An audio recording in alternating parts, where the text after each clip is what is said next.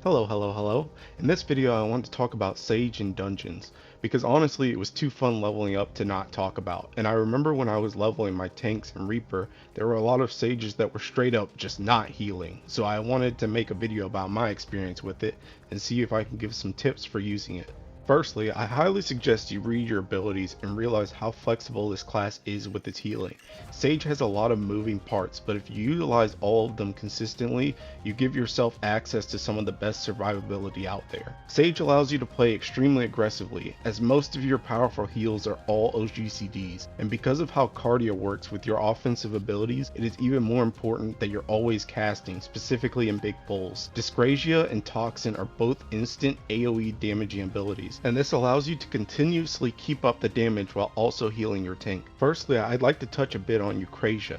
Between pulls, you can also keep up your casting by using Eukrasia into Dosis and placing dots on higher HP enemies to help whittle down the pack as it grows. Once again, because of Kardia, each time you apply a dot, this also heals the tank, so it will help you in keeping them topped as you move towards your destinations. Eukrasia Diagnosis can also be used in between pulls as well to build up Toxikon stacks as well as giving added shields. One tip I also like to do is when you've gathered all the mobs for the pull, to pop Eukrasia before I start doing AoE damage or throwing out heals. This is so that you can have it on standby in the case you need to throw out a quick Eukrasia Diagnosis as the mobs beat down on the tank. Next, I'd like to introduce you to my left and right hand, Physis 2 and Kerachole. These two abilities are my bread and butter, and I definitely feel I don't see people utilizing them to their fullest. Sage is supposed to be a shield healer, but with these two, I honestly played Sage more like a regen healer for most of my time in dungeons. Physis 2 gives a hot to everyone in the party, and Kerachole gives damage reduction to everyone hit while also restoring MP.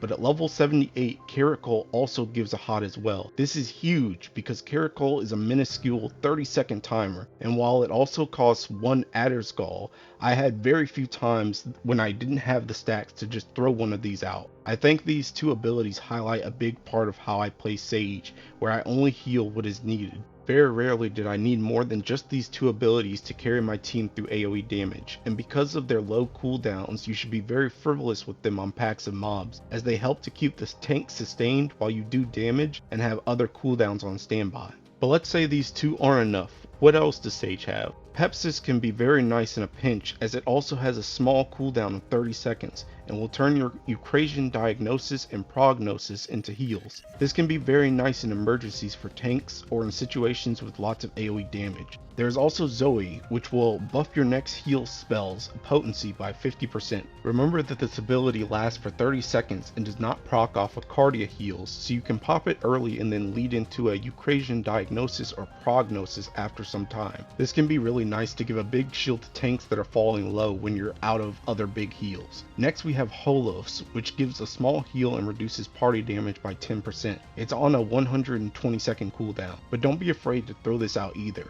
as it can be really nice during pulls to give tanks some extra sustain and keep your shields up longer. Now I'd like to talk about Druochole, Ixochole, and Taurochole. Druochole is a miniature Tetra, like on White Mage, but the difference here is that it's based off of Adder's Gall stacks. This is great because as long as you have stacks, you can just keep throwing these babies out, as its recast is only 1 second. Ixochole is the AoE version of Druochole, but the difference here is that it does have a 30-second timer. Honestly, this move is great, but with regens and shields I've already mentioned, I usually found myself only using this for emergencies.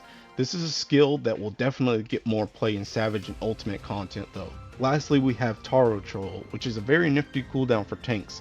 It's a heal, it gives damage reduction to the target, and gives you MP back. It's very nice, but do keep in mind its damage reduction does not stack with Kerachole's. For the most part, tanks were at full HP going into tank busters, so I would use the skill directly after to heal them back up and give some extra mitigation for follow-up autos. In trash pulls, the skill can be very great as a tank begins to dip in HP, because the heal and the damage reduction is great. I usually use this ability after my Kerachole and Physis begin to run off, or when my Haima or Panhaima reach their ends. That being said, let's talk about Haima and Panhaima next. These abilities are really good. I already thought Haima was good for those really big packs because it will repeatedly create shields as they are broken, but I did find myself trying to save it for those pulls specifically since it was so good. But at level 80, once I got Panhaima, even this pressure to hold it was relieved. Panhaima is an AoE version of Haima, making it slightly weaker, but they do not share timers with each other, and thus you can use one on one pull and one on the other. This is amazing. These abilities are also great because for any stacks of the shield that are not absorbed,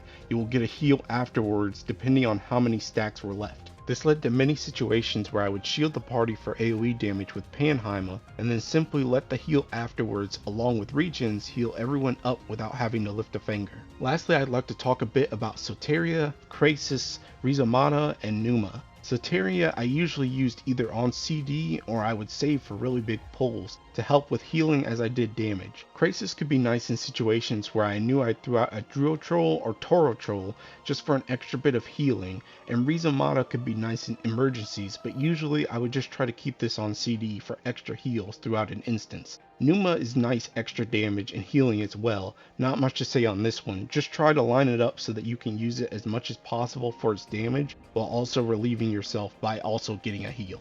But I think that's all I have to say about Sage. This class is extremely fun and aggressive, and can help your team by doing a lot of damage in dungeons as well as keeping them thoroughly sustained. Constantly utilize all of your kits so that you can continue to rain down damage and heal through powerful OGCDs. Don't be afraid to throw out your cooldowns, as most are extremely accessible at all times or on very short CDs, and they can save you a lot of stress when it comes to trying to spam heal a tank or your party. I hope this video helped you and will make your dungeon experience a lot more carefree and fun. Bye bye.